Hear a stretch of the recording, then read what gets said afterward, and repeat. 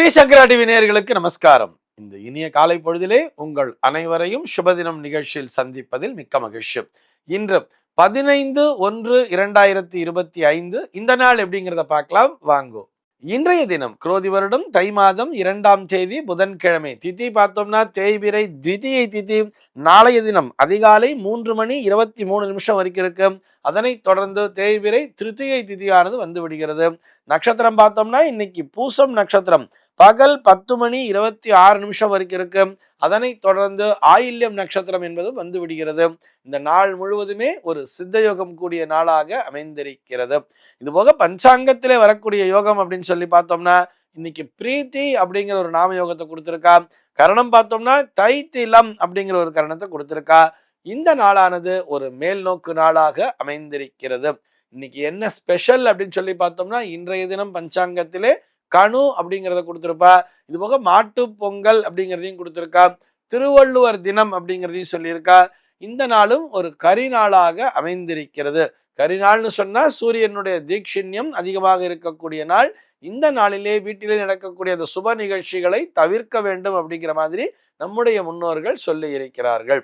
சென்னையை பொறுத்தவரை இன்றைய தினத்தினுடைய சூரிய உதயம் என்பது காலை 6:38 சூரிய அஸ்தமனம் என்பது மாலை 5:57 சந்திர அஸ்தமனம் என்பது காலை 7:33 சந்திர உதயம் என்பது மாலை 7:25 சம்பவிக்கிறது. பிரம்ம முகூர்த்தம் பார்த்தோம்னா நாளைய தினம் அதிகாலை 4:57 முதல் காலை 6:38 வரையில் நீடித்திருக்கிறது.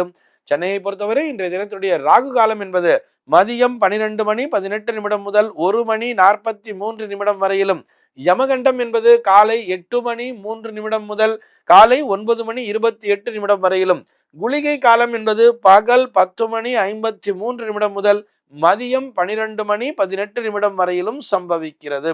தினாந்தம் பார்த்தோம்னா இன்றைய தினம் இரவு 1:53 கொடுத்திருப்பா. சூலம் பார்த்தோம்னா இன்றைக்கு வடக்கே சூலம் மதியம் 12:41 வரையில் அந்த சூல தோஷம் என்பது உண்டு. அதற்குரிய பரிகாரமாக பால் அருந்திவிட்டு வடக்கு திசையை நோக்கி பயணிக்கலாம் அப்படிங்கிறதையும் சொல்லி இருக்கா. இன்றைய தினத்தினுடைய ஆன்மீக தகவலாக நம்ம என்ன பார்க்க போறோம் சொல்லி பார்த்தோம்னா இன்றைய தினம் மாட்டு பொங்கல் அப்படிங்கிறது இருக்கு இல்லையா. எல்லாரும் அந்த மாடுகளை எல்லாம் அலங்கரித்து கொண்டு அந்த வண்டிகள் எல்லாத்தையும் ரொம்ப பிரமாதமா பண்ணிட்டு இருப்பா. எல்லாத்தையும் இது போன்று இந்த கால்நடைகளை வழிபட வேண்டியது அவசியம்தானா அப்படின்னு சொல்லி ஒரு நேயர் கேள்வி கேட்டிருக்கார். அவருடைய கேள்விக்கான விடையைத்தான் பார்க்க போகிறோம். நேரடியாக பதிலளிக்க வேண்டும் என்று சொன்னால் சர்வ நிச்சயமாக நாம் கால்நடைகளை வழிபட வேண்டும். அதற்குரிய நாளாக இந்த நாளானது அமைந்திருக்கிறது. மாட்டு பொங்கல் சொன்னா வெறும் அந்த பசுமாட்டை மட்டும்தான் வழிபடணுங்கிறது இல்லை. நம்மோடு இருக்கக்கூடிய, அதாவது நம்ம அந்த என்ன சொல்றோம், வளர்ப்பு பிராணிகள்னு சொல்றோம் இல்லையா, அந்த வளர்க்கக்கூடிய மிருகங்கள் அத்தனையுமே நாம் வழிபடத்தான் வேண்டும். அதிலே எந்த சந்தேகமும் இல்லை. அதைத்தான் நம்முடைய முன்னோர்கள் வலியுறுத்தி சொல்லி இருக்கிறார்கள். மனிதர்களோடையே பயணிக்கக்கூடிய விஷயங்கள்னு சொல்லுவா. இன்னைக்கு பார்த்தோம்னா அதாவது இந்த கணு அப்படிங்கிற ஒரு விஷயத்த கொடுத்துருப்பா தெரியுமா. அதாவது நேற்றைய தினம் அந்த பொங்கல் பண்டிகையிலே பொங்கல்ங்கிறத வச்சிருப்பா. அதுல கொஞ்சம் மிச்சம் அப்படிங்கிறது மீந்திருக்கும். அந்த மிச்சம் இருக்கிறத கொண்டு இந்த கணுன்னு சொல்லிட்டு கொஞ்சம் கொஞ்சமா தனித்தனியா வைப்பா தெரியுமா. பார்த்திருப்பேன்னு நினைக்கிறேன். இது பறவைகளுக்கான ஒரு வழிபாடு போலவே பார்க்கப்படுகிறது அப்படிங்கிறதுக்காக சொல்றோம். அதுக்குள்ள நிறைய தாத்பரியங்கள்லாம் இருக்கு, நிறைய சூக்ஷ்மங்கள்லாம் இருக்கு. இருந்தாலும் பறவைகளையும் நாம் வணங்க வேண்டும் சொல்றார். மிருகங்கள் பட்சிகள் எல்லாவற்றையுமே நாம் வணங்க வேண்டும். எதற்காகன்னு சொன்னா இறைவன் எல்லா ஜீவராசிகளிடத்திலுமே இருக்கிறார் அப்படிங்கிறதுக்காகத்தான்.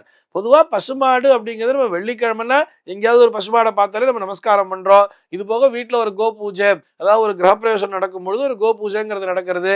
எங்க பார்த்தாலும் நம்ம பசுமாடுங்கிறத நமஸ்காரம் பண்ணிட்டு தான் இருக்கோம். ஆனால் காளைகளையும் வணங்க வேண்டும் அப்படின்னு சொல்றார். நம்ம காளை மாடுனா நம்ம நந்தியம்பெருமான் அப்படிங்கிற மாதிரி எடுத்துக்கிறோம். நான் பிரதோஷத்துக்கு பிரதோஷம் போய் நான் நந்தியை நமஸ்காரம் பண்ணிட்டு தான் இருக்கேன் அப்படின்னு சொல்றதை விட நேரடியாகவே இந்த மாட்டு பொங்கல் நாள் என்று நாம் அந்த காளை மாட்டையும் வழிபட வேண்டும். அது சிவஸ்வரூபமாகவே பார்க்கப்படுகிறது அப்படிங்கிறதுக்காக சொல்றோம். அதே மாதிரி எல்லா ஜீவராசிகளிடத்திலுமே இறைவன் நிறைந்திருக்கிறார் அப்படிங்கிறதான் நம்முடைய தர்மமானது, நம்முடைய கலாச்சாரமானது நமக்கு சொல்லி தருகிறது. இதைத்தான் தசாவதாரம் அப்படிங்கிற ஒரு கான்செப்டே நமக்கு பெருமாள் நமக்கு சொல்லி கொடுத்திருப்பார் இல்லையா. முதல்ல பார்த்தோம்னா மச்சாவதாரம் மீன் அவதாரமாக வருகிறார். அப்படியே இரண்டாவதாக பார்த்தோம்னா நீரிலும் நிலத்திலும் வாழக்கூடிய ஒரு கூர்ம அவதாரமாக ஒரு ஆமையாக வடிவெடுத்திருப்பார். அதற்கு அப்புறம் பார்த்தோம்னா நிலத்திலே வசிக்கக்கூடிய ஒரு பன்றியினுடைய வடிவத்திலே வந்திருப்பார். பன்றி அப்படிங்கிறது நம்ம எவ்வளவு ஒரு மோசமான ஒரு மிருகமாக நம்ம பார்த்தாலும் கூட இறைவனினுடைய வடிவமாக பார்க்கிறோம் அல்லவா. வராக சுவாமியாவும் பார்க்கிறோம், வாராகியாவும் பார்க்கிறோம் இல்லையா. வாராகி தேவி இல்லைன்னா எனக்கு எதுவுமே இல்லைன்னா சொல்லிட்டு இருக்கோம் இல்லையா. என்ன வாராகி தான் காப்பாத்துறான்னு சொல்ற மாதிரி மிருகங்களிடத்திலும் தெய்வத்தை பார்க்க வேண்டும் அப்படின்னு சொல்லி இருப்பதுதான் நம்முடைய தர்மம் அப்படிங்கிறதுக்காக சொல்றோம். அதனால்தான் சுவாமிக்கெல்லாம் பார்த்தோம்னா வாகனங்கள் என்று வரும் பொழுது அந்த வாகனம் பார்த்தோம்னா மிருகங்களாகவே கொடுத்திருக்கிறார்கள். மனிதர்களை தவிர பாக்கி எல்லாருமே வாகனமா இருப்பா. மனிதர்கள்ல வாகனம் பார்த்தோம்னா இந்த ராவணேஸ்வரன் அது கைலாச வாகனம் அப்படிங்கிற மாதிரி வச்சிருப்பா. பாக்கி எல்லா வாகனங்களையுமே பாருங்களேன், அது கூட பிரம்மோற்சவத்துல மட்டும்தான் இருக்குமே தவிர பொதுவா பரமேஸ்வரன் அப்படின்னு சொன்னா அவர் தோளுடைய செவியன் விடையேறி ஓர்ன்னு சொல்றார். விடைன்னு சொன்னா காளமாடுன்னு அர்த்தம். அந்த மாதிரி ஒரு காளமாட்டை வாகனமாக கொண்டிருக்கிறார். பெருமாள்னு பார்த்தா அவர் கருட வாகனத்துல வரார் அப்படின்னு சொல்றோம். பெருமாளை கருடன் என்பதும் ஒரு பட்சி தானே. இப்படி மிருகங்கள், அதாவது அம்பாள் அப்படின்னு நினைச்சாலே அம்பாளுக்கு அந்த சிம்ம வாகினி அப்படிங்கிற ஒரு பேர் வந்துடுறது. ஐயப்பனை நினைச்சோம்னா புலி வாகனத்துல வராருன்னு சொல்றோம். ஏன் பிள்ளையார என்ன சொல்றோம், ஒரு எலி வாகனத்துல வரார், ஒரு மூஞ்சூறு வாகனத்துல வரார் அப்படிங்கிற மாதிரி மிருகங்களை எல்லாவற்றிலும் நாம் தெய்வத்தை பார்க்க வேண்டும் அப்படின்னு சொல்லியிருக்கா. அதனாலதான் இந்த மாட்டு பொங்கல் நாள் என்பது மிகவும் அந்த முக்கியத்துவம் பெறுகிறது. இந்த நாளிலே நாம் வளர்க்கின்ற அந்த கால்நடைகளை அவசியம் வழிபட வேண்டும். இவ்வாறு வழிபடுவதன் மூலமாக நிச்சயமாக நாம் வாழ்விலே அனைத்து விதமான வளங்களையும் பெறுவோம். இந்த தகவலோடு இன்றைய தினம் நான் உங்களிடமிருந்து விடைபெற்றுக் கொள்கிறேன். மீண்டும் உங்கள் அனைவரையும் நாளைய தினம் ஒரு சுவாரஸ்யமான தகவலோடு சந்திக்கிறேன். எம்பெருமானினுடைய திருவருளினாலே இந்த நாள் உங்கள் அனைவருக்கும் சுப தினமாக அமைவதற்கு வாழ்த்துக்கள்.